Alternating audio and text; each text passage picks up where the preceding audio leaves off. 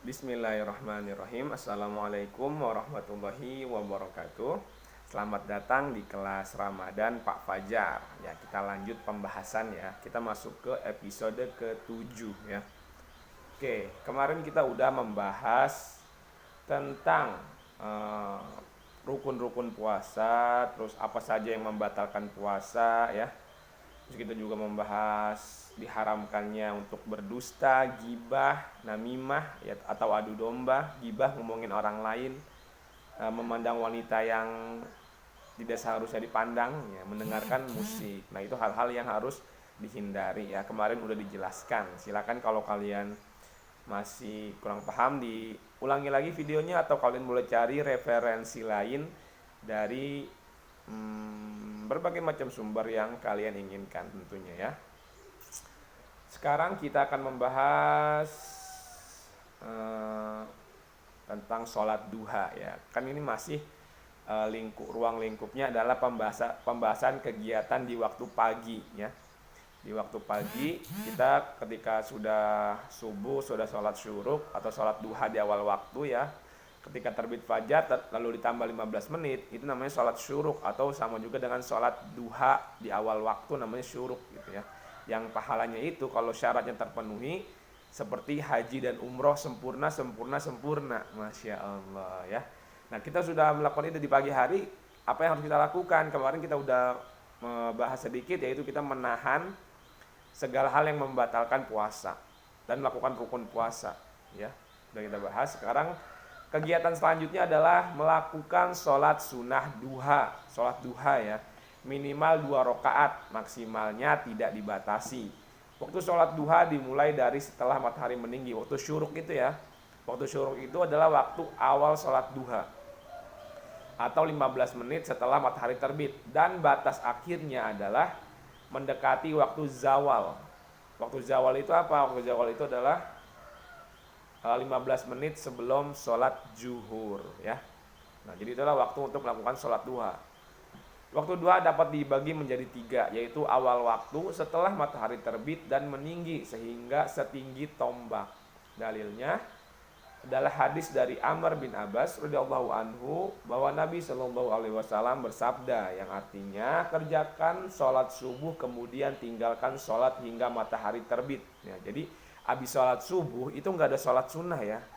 Habis selesai sholat subuh udah berzikir kepada Allah, nggak ada sholat sunnah ya. Nih makanya dikatakan di sini kerjakan sholat subuh kemudian tinggalkan sholat hingga matahari terbit. Sampai matahari terbit, dari habis subuh sampai matahari terbit itu tidak ada sholat sunnah ya. Sampai matahari meninggi. Ketika matahari terbit, ia terbit di antara 2 tanduk setan. Nah, saat itu orang-orang kafir sedang bersujud. Nah, makanya habis sholat subuh jangan kalian sholat sunnah, karena pada saat itu orang-orang kafir lagi sujud. Nanti kalian sujud bareng sama orang kafir ya. Nggak mau kan kalian disamain sama orang-orang kafir dalam hal akidah tentunya ya, nggak mau kan pasti. Lalu apalagi ya, lebih. Nah, tapi kalau kalian kesiangan misalnya, kalian bangun di antara waktu setelah subuh sampai terbit, di antara itu, di antara 2 tanduk setan itu kalian baru bangun, ya kalian tetap harus sholat, tapi sholat wajib ya, sholat wajib. Meskipun lebih baik kalian sholat tepat waktu ya, tapi kan ini terpaksa ya, karena kamu kesiangan bangun di antara waktu yang terlarang sholat itu. Tapi kalau sholat wajib kamu harus langsung sholat ya, harus langsung sholat. Kecuali sholat sunnah nggak boleh, karena saat itu adalah saat-saat yang terlarang untuk sholat. Kecuali sholat wajib, kalau kamu ketinggalan tetap kamu harus sholat saat itu juga. Syekh Muhammad bin Shalih Al-Utsaimin rahimahullah berkata, awal waktu sholat duha adalah ketika matahari meninggi setinggi tombak ketika dilihat, yaitu sekitar 15 menit setelah matahari terbit. Oke. Waktu yang kedua adalah akhir waktu, yaitu dekat dengan waktu zawal, saat matahari akan tergelincir ke barat. Syekh Ibnu Utsaimin rahimahullah berkata, sekitar 10 atau 15 menit sebelum waktu zawal ya. matahari tergelincir ke barat. Zawal itu berarti matahari tergelincir ke barat. Nah itu tuh ya. Yang ketiga adalah waktu terbaik, yaitu waktu sholat duha ketika matahari semakin tinggi dan semakin panas ya. Mungkin sekitar jam 9, jam 10, jam 11 nih ya, ketika saat lagi panas-panasnya. Tapi kalau di waktu syuruk, nah itu awal waktu duha tuh, itu bagus juga tuh ya, karena kan ada, tapi kalau itu bagusnya kalau ada syarat di belakangnya kan, sholat subuh berjamaah, berzikir kepada Allah, lalu sholat sunnah duha 2 rakaat, itu seperti umroh. Nah ini waktu terbaik versi sholat duhanya aja nih, nggak ada embel-embel yang belakangnya nih. Sholat duha yang terbaik adalah ketika matahari semakin tinggi dan semakin panas, sekitar jam 9, jam 10-an lah gitu ya. Itu saat terbaik tuh. Tapi ingat ya, buat ayah kalian, mungkin orang tua kalian yang kerja ya. Kerja itu kan ada perjanjiannya ya. Kalau perjanjiannya itu kalian harus kerja di jam itu, maka itu adalah wajib dipenuhi, karena seorang muslim itu wajib memenuhi janji. Kontrak kerja, saya itu bekerja dari jam segini sampai jam segini. Sama bosnya tidak diperkenankan melakukan aktivitas apapun selain pekerjaan. Nah maka itu wajib. Nah sedangkan sholat duha ini adalah sunnah. Jadi lakukanlah yang wajib dulu.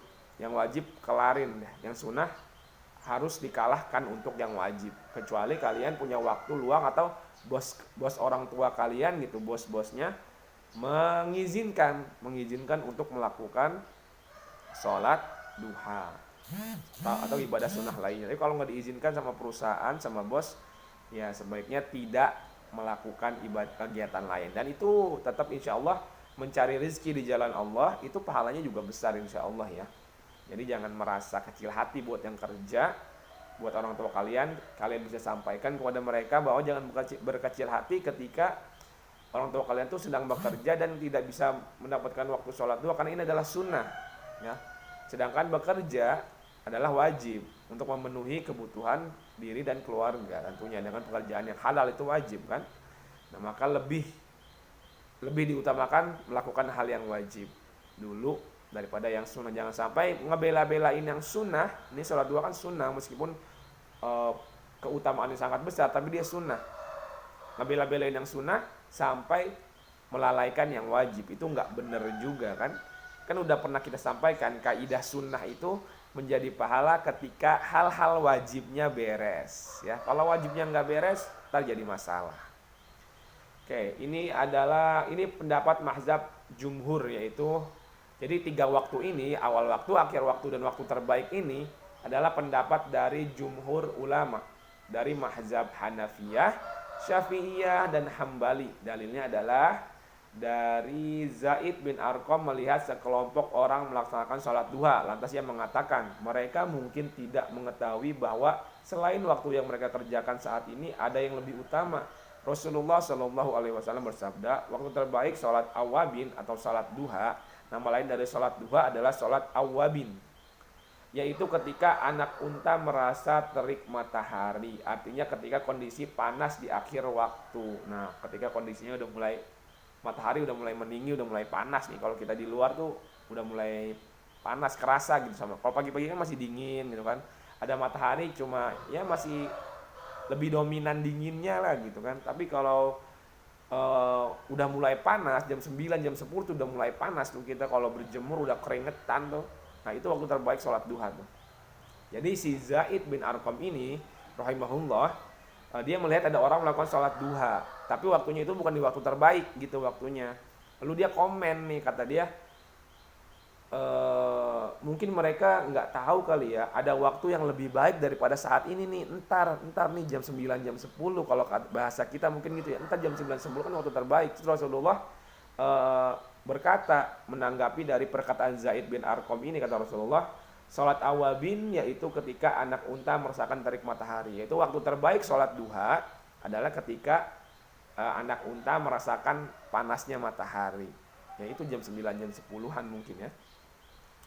Adapun doa setelah sholat duha disebutkan dalam hadis dari Aisyah radhiyallahu anha. Ia berkata bahwa Rasulullah Shallallahu Alaihi Wasallam selesai sholat duha beliau mengucapkan, Allahumma gfirli wa tub alayya innaka antat tawwabur rahim. Artinya, ya Allah, ampunilah aku dan terimalah taubatku. Sesungguhnya Engkau Maha penerima taubat lagi Maha penyayang. Sampai beliau membacanya 100 kali. Masya Allah tuh. Ada juga doa itu apa ya? Ada ya sholat duha ya, doa yang masyhur tuh ya. Apa ya Bapak lupa, Masya Allah, maaf ya. Ada pokoknya sholat duha yang terkenal tuh. Sebenarnya nggak apa-apa juga sih ya. Doa kan setelah sholat tuh bebas. Cuman ada yang dicontohkan oleh Nabi nih. Nabi mencontohkan ketika selesai sholat duha membaca Allahumma gfirli wa tub alayya. Ya Allah ampunilah aku wa tub alayya, dan aku bertobat padamu. Innaka antat tawwabur rahim. Sesungguhnya Engkau Maha penerima taubat lagi Maha penyayang. Ini yang diajarkan oleh Nabi, dibaca 100 kali setelah sholat duha. Adapun apa ya Allah, Masya Allah, ada sholat yang terkenal gitu, doa setelah sholat duha. Meskipun Bapak tidak mengatakan nggak boleh ya, boleh-boleh aja. Kita berdoa dengan bahasa kita, bahasa ulama ya boleh-boleh aja. Cuman kan pasti yang dicontohkan oleh Nabi itu yang lebih baik ya. Yang doa yang lain yang mengandung makna yang baik itu juga boleh dan baik, tapi yang lebih baik adalah yang sesuai dengan petunjuk dari Nabi Muhammad Sallallahu Alaihi Wasallam. Oke, selanjutnya adalah tadi melakukan sholat duha ya. Berapa rakaat? Tidak ada berapa rakaatnya, minimal 2 rakaat. Siapa yang sholat sunnah 2 rakaat seperti bersedekah untuk setiap tulang sendinya. Persendian manusia itu ada ratusan, dan kalian bersedekah untuk tulang sendi kalian ya. Seandainya kalian taruhlah kecengklak gitu ya, sendi kalian kecengklak kesleo kalian diurut habis uang 100.000 ya. Sedangkan taruhlah di dalam badan kita itu ada 100 persendian ya. Contoh kira-kira mungkin lebih dari itu, mungkin kurang, Bapak nggak tahu ya, mungkin lebih kali ya. Misalnya ada 100 persendian, 100 persendian dikali 100.000, 1 juta, 2 rakaat. Itu kalau 100.000, kalau 100 persendian. Kalau lebih dari itu gimana? 100.000, 100 persendian. Oh, bukan 100.000, 100 persendian, bukan 1 juta ya. 100.000, 100 persendian, 10 juta, Masya Allah, 10 juta. Masya Allah ya, banyak ya. Kita bersedekah untuk persendian kita tuh. Kalau kita sholat sunnah 2 rakaat, kalau 4 rakaat Allah akan mencukupi segala kebutuhan kita. Sholat sunnah 4 rakaat dari pagi sampai sore pada hari itu. Kalau 6 rakaat mungkin lebih baik dari itu, 8 rakaat lebih baik, 10, 11 dan seterusnya gitu ya. 2 rakaat ya, pasti lebih baik, semakin banyak semakin baik ya, insya Allah. Yang selanjutnya, tetap beraktivitas dan bekerja seperti biasa. Sebaik-baik pekerjaan adalah pekerjaan dengan tangan sendiri. Jadi bukan alasan ya puasa itu kalian males-malesan, bobo-boboan gitu kan. Kalian gak belajar, kalian kerjaannya di kasur aja, itu bukan alasan. Tapi kan Pak, ada yang mengatakan tidurnya orang yang berpuasa itu adalah ibadah Pak. Saya sedang beribadah kepada Allah dengan tidur. Ya, tidur itu orang gak puasa juga bisa jadi ibadah ya kan. Dengan cara apa? Kata ulama kita mengatakan orang yang tidur, orang mau tidur lalu dalam keadaan berwudu, setiap gerakannya dalam tidur malaikat mendoakan, ya Allah ampuni, ya Allah ampuni. Nah, itu jadi pahala kan? Dia itu di luar puasa. Orang yang tidur di luar puasa, jika dia melakukan amalan-amalan tertentu, tidurnya menjadi ibadah. Ya, ketika dia tidur terus berwudu lalu dia membaca doa, membaca ayat kursi sebelum tidur, baca qul huwallahu ahad, qul a'udzu birabbil falaq, qul a'udzu birabbin nas, kan jadi pahala, kebaikan ya. Itu orang yang nggak puasa. Apalagi di bulan puasa di mana pahala dilipat gandakan. Kalau dia tidur dengan amalan-amalan itu, tentunya pahalanya lebih banyak lagi kan, lebih keren lagi amalannya, pahalanya gitu, lebih bagus lagi amalan pahalanya di bulan puasa. Tapi kalau tidur melulu juga ya nggak baik. Segala sesuatu yang berlebihan itu kan tidak baik. Allah tidak menyukai orang-orang yang berlebihan. Apa sih yang paling baik menurut kamu ya? Apa yang paling baiknya? Sholat subuh 2 rakaat udah baik banget itu. Tapi kalau dilebih-lebihin baik nggak? Ah saya mah masih sehat. Masa saya sama yang orang tua? Orang tua sholat subuh 2 rakaat. Saya mah karena saya sehat, saya kuat. Saya sholat subuhnya 4 rakaat. Kalau perlu saya 8 rakaat. Boleh nggak? Nggak boleh. 2 udah cukup. Ya, jangan jangan berlebih-lebihan dalam beribadah. Ada orang yang datang kepada Aisyah, dia mengatakan, aku mau berpuasa dan nggak berbuka. Terus orang pertama mau puasa nggak dan nggak mau berbuka. Yang kedua, aku mau beribadah dan nggak mau menikah karena kalau menikah mengganggu ibadah. Terus yang ketiga apa ya? Puasa berbuka, ibadah nggak mau menikah. Terus apa satu lagi gitu, bapak lupa deh. Terus Rasulullah menanggapi, aku orang yang paling beriman dan aku puasa, aku berbuka, ya, aku menikah. Ada satu lagi apa gitu, bapak lupa ya. Artinya jangan berlebih-lebihan karena Nabi mah kan udah diampuni dosa-dosanya. Jadi Nabi mah sholat sehari semalam 5 waktu wajib udah cukup. Saya mah mau wajib bagi diri saya itu adalah 10 sholat wajib. Wah, nggak bisa. Kata Nabi, aku puasa dan aku berbuka. Nabi sebaik-baiknya manusia puasa dan berbuka. Jadi ada orang puasa nggak buka-buka, jangan, ya, jangan kayak gitu. Terus ada orang saking semangatnya ibadah, lalu dia mengharamkan nikah nih. Nggak nikah, nggak masalah sih sebenarnya ya.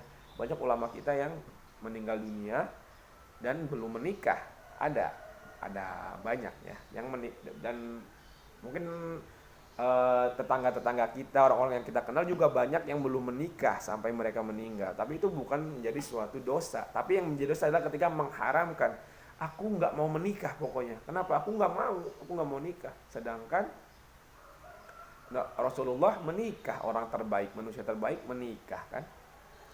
Nah, makanya nggak boleh mengharamkan sesuatu yang sudah dihalalkan di dalam agama ini.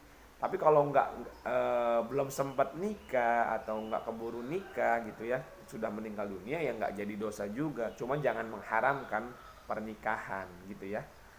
Oke. Dari Rafi bin Khadij radhiyallahu anhu, ada yang pernah bertanya kepada Nabi Shallallahu alaihi wasallam, yang artinya, wahai Rasulullah, pekerjaan apakah yang paling baik? Mata pencarian apa yang paling baik? Maka Rasulullah Shallallahu alaihi wasallam bersabda, pekerjaan seorang lelaki dengan tangannya sendiri dan setiap jual beli yang mabrur. Pekerjaan yang dilakukan dengan tangannya sendiri. Ya, jadi kerja oleh kemampuan kita sendiri, dengan kemampuan kita sendiri yang halal, yang baik tentunya, yang diridhoi oleh Allah pekerjaannya. Dan setiap jual beli yang mabrur. Wah, jual beli itu berarti sebaik-baiknya pekerjaan tuh jual beli tuh. Masya Allah kan. Buat yang jadi pedagang, ini semangat nih buat kalian nih mungkin yang bercita-cita jadi pedagang, buat orang tuanya yang sedang berdagang. Kalian harus bangga nih karena ternyata perdagangan itu adalah salah satu pekerjaan yang paling baik menurut Allah dan Rasulnya. Masya Allah. Dari Al-Miqdad bin Makdi Karib radhiyallahu anhu, Rasulullah Shallallahu alaihi wasallam bersabda, tidaklah seorang memakan suatu makanan yang lebih baik dari makanan yang ia makan dari hasil kerja keras tangannya sendiri, karena Nabi Daud alaihissalam dahulu bekerja pula dengan hasil kerja keras tangannya sendiri. Ya, Nabi aja bekerja dengan tangannya sendiri. Rasulullah Shallallahu alaihi wasallam pernah menggembala kambing, pernah jadi pedagang, ya kan? Rasulullah tuh bekerja dengan tangannya sendiri. Nabi Daud di sini dalam hadis ini dikatakan Nabi Daud juga bekerja dengan tangannya sendiri. Maka kita juga nih, makanan terbaik itu adalah makanan yang hasil kerja keras kita sendiri. Meskipun kita udah bekerja nih, bekerja terus kita cuma bisa kebeli tahu tempe, itu enak sih ya. Tahu tempe enak ya. Tahu tempe pakai sambal pecel, enak tuh. Itu yang cuma bisa kita beli. Itulah makanan terbaik kita. Pasti enak deh, coba deh. Tapi kalau kalian kerjanya makan doang, ya, kalian nggak ngerasain kerja, nggak ngerasain capek, makan lagi, makan lagi. Makanan tuh kadang-kadang kurang enak rasanya. Kadang kalian, makanya kalian sering mungkin ya, jangan diturunin nih. Pasti ada lah anak-anak yang ketika dikasih makan sama orang tuanya, ah nggak suka mah ini, nggak doyan, nggak enak. Kenapa kalian bisa ngomong kayak gitu? Karena kalian nggak merasakan capeknya kerja. Ya kalian cuma duduk nonton TV, main HP, tahu-tahu orang tua kalian ngeluarin tahu, tempe, nasi, udah gitu doang. Terus kalian merasa ini mah nggak enak mah ini mah, nggak mau nggak mau makan. Ya Allah, kenapa? Karena kalian nggak capek. Coba kalian kerja keras, kalian habis olahraga nih, kalian habis olahraga, terus kalian capek banget, lelah, terus kalian makan, apapun makanannya, itu akan terasa enak banget loh. Kenapa? Kalian habis bekerja keras, habis melakukan aktivitas, habis melakukan usaha, makanan apa aja pasti enak rasanya, ya. Bersyukur pada Allah. Ya makanya kalian ya jangan mager-mager amat lah di rumah ya. Kalian bisa mungkin bantu orang tua, bantu ngepel, bantu nyapu, atau kalian bantu masak mungkin ya, bantu kerjaan orang tua kalian yang bisa kalian bantu gitu, biar kalian bergerak, ada kegiatan, ada kerja keras ya.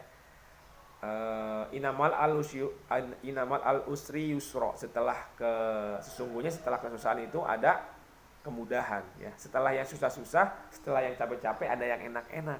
Ini mah udah jadi hukum Allah. Kalau kalian ingin hidup lebih enak, bekerjalah lebih keras. Semakin keras pekerjaan kalian, semakin besar usaha kalian, semakin enak nanti dampaknya untuk diri kalian. Benar. Kapan tidur itu enak? Kalau kamu capek bekerja, kalau kamu capek belajar, kalau kamu capek bermain, tidur itu enak. Tapi kalau kamu habis tidur, bangun mau tidur lagi, insya Allah pusing ya. Nggak ada kenyamanan dibeli dengan kenyamanan, nggak ada tuh. Di dalam diri kita juga gitu. Kalau kamu mau enak tidur, kamu capek dulu. Kalau kamu mau hidup enak, kerja dulu nih. Kerja kan capek, kerja dulu dan kamu hidup enak. Kalau kamu mau ibadah enak, belajar dulu yang rajin. Belajar kan capek kan. Belajar tuh capek, pusing. Belajar tuh pusing. Ya. Makanya kalau kamu mau enak, mau kemudahan, ya kamu harus susah dulu. Mau gak mau, jalanin aja dulu nih kesusahan kamu ya. Kalau kamu merasa mau kehidupan yang lebih baik, bahkan kamu mau surga, kata Allah surga itu diliputi dengan hal-hal yang tidak disukai oleh hati. Yang capek, yang bosenin, yang malesin, yang gak enak. Nah itu surga tuh diliputi dengan hal-hal yang kayak gitu tuh. Sedangkan neraka diliputi oleh hal-hal yang menyenangkan hati. Zina, pacaran, mabuk-mabukan, ya, ngelihat aurat orang, godain istri orang, godain anak perawan orang. Itu kan seneng gitu ya. Kayaknya bahagia, gembira gitu. Tapi itu neraka ujungnya. Nggak ada, ingat sekali lagi, nggak ada yang senang-senang doang terus dapat surga, nggak ada. Walaupun di dalam ibadah itu ada kesenangannya ya. Orang-orang yang sudah taat beribadah, mereka akan merasakan kesenangan ketika beribadah. Kayak orang-orang dulu, para sahabat, kalau mereka lelah, kata mereka apa? Ya Bilal itu muazzinnya Rasulullah. Ya Bilal, cepetan kumandangkan azan nih, hibur kami dengan sholat. Masya Allah. Jadi mereka udah saking senangnya dengan sholat, sampai-sampai ketika lelah, hibur kami dengan sholat. Ya, jadi kalau kita mah ibadah menjadi suatu yang bukan hiburan, jadi suatu yang memusingkan, capek, nggak enak gitu ya. Oke, terus yang terakhir pada video ini tentunya ya, nanti masih akan banyak pembahasan kita. Yang terakhir pada video ini adalah memperbanyak sedekah pada bulan Ramadan, karena keutamaannya sangat luar biasa dibandingkan dengan sedekah pada bulan lainnya. Dari Ibnu Abbas radhiyallahu anhu, ia berkata bahwa Rasulullah Shallallahu alaihi wasallam bersabda yang artinya Nabi Shallallahu alaihi wasallam adalah orang yang paling gemar. Ibnu Abbas radhiyallahu anhu berkata, ini Ibnu Abbas yang berkata ya. Ibnu Abbas berkata, Nabi Shallallahu Alaihi Wasallam adalah orang yang paling gemar bersedekah. Semangat beliau dalam bersedekah lebih membara lagi ketika bulan Ramadan. Tatkala itu Jibril menemui beliau. Jibril menemui beliau setiap malamnya di bulan Ramadan. Jibril mengajarkan Al-Quran kala itu. Dan Rasulullah Shallallahu Alaihi Wasallam adalah yang paling semangat dalam melakukan kebaikan, bagai angin yang bertiup. Masya Allah. Jadi Nabi Muhammad itu, Nabi Shallallahu Alaihi Wasallam adalah orang yang paling gemar bersedekah. Bahkan nih Rasulullah pernah pakai baju ya, baju baru, terus diminta sama sahabat, itu langsung dikasih. Rasulullah kalau diminta apapun dalam perkara dunia pasti dikasih. Itu tuh. Pernah ada sahabat yang Rasulullah pakai baju bagus nih, dari ghanimah, hasil pendapatan dari perang, dapat baju yang bagus. Kata sahabat ada yang bilang, Rasulullah bajunya bagus, boleh nggak aku minta? Terus sahabat yang lain agak kayak, kamu jangan kayak gitu, nggak sopan. Tapi Rasulullah pasti memberi, kalau masalah dunia dikasih. Itu kata sahabat yang minta itu, sesungguhnya aku ingin nanti kain kafanku itu dari pakaian yang pernah dipakai oleh Rasulullah. Dan benar, sahabat itu meninggal dan dikafankan menggunakan baju yang diberikan oleh Rasulullah itu. Masya Allah ya. Intinya Nabi Muhammad adalah orang yang gemar bersedekah, terutama ketika memasuki bulan Ramadan ya. Gimana nggak gemar ya? Rasulullah itu salah satu orang yang dipilih oleh Allah yang tahu keutamaan dari bulan Ramadan gitu ya. Kita juga kalau tahu misalnya dengan uang 1.000 rupiah bisa berkali-kali lipat jadi 700 kali lipat atau lebih dari itu, siapa yang nggak mau ya? Sedangkan yang penipuan aja orang pada mau. Uang penipuan dilipat gandakan jadi 100 juta jadi sekian miliar, itu ditipu, mau. Ini Rasulullah nggak mungkin bohong, berita dari langit. Di hari biasa aja orang yang bersedekah itu seperti orang yang menanam satu biji lalu dia tumbuh menjadi 10 ya, menjadi 70 cabang ya, menjadi 70 cabang dan setiap cabangnya mengeluarkan 10 buah. Artinya berapa? 70 dikali 10, 700 kali lipat. Itu di bulan biasa. Apalagi di bulan Ramadan ketika setiap amalan itu dilipat gandakan pahalanya. Gimana Rasulullah tidak gemar bersedekah. Nah kita juga harus seperti itu ya. Enggak usah, yang nggak mampu ya jangan ngomongin yang nggak mampu lah. Nggak bisa saya sedekah 1 juta, ya nggak apa-apa. Kamu bisanya berapa? Bisanya 1.000, 2.000.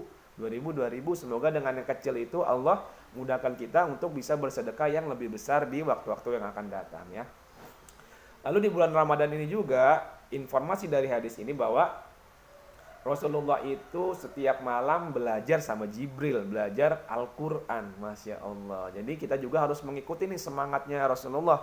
Rasulullah itu tidak bisa membaca, tidak bisa menulis. Beliau belajar langsung dari Jibril. Masya Allah. Ada gurunya ya.